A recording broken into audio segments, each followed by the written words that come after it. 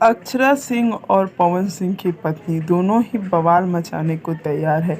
मैं ऐसा क्यों कह रही हूँ, पूरा वीडियो देखें और वीडियो अच्छा लगे तो लाइक शेयर कमेंट करना बिल्कुल ना भूलें और हमारे चैनल को भी सब्सक्राइब ज़रूर कर दें। जी हाँ, आप अभी ज्योति सिंह की तस्वीरें देख रहे हैं। आप अनुमान लगा सकते हैं कि ज्योति सिंह कितनी बदल चुकी हैं और आए दिन इनकी ऐसी ऐसी तस्वीरें वायरल हो रही हैं। लेकिन सरप्राइजिंग बात ये थी कि ज्योति सिंह के साथ अक्षरा सिंह जी ने भी अपना पूरा रूप बदल लिया है और उनकी कुछ तस्वीरें भी वायरल हो रही हैं जो अभी आप देख रहे हैं। इसमें अक्षरा सिंह काफ़ी हॉट लग रही हैं और लोग इनकी इस जोड़ी को पसंद भी कर रहे हैं। कहीं ना कहीं अक्षरा सिंह का अलग रहना ही उन्हें सबसे अनोखा बनाता है।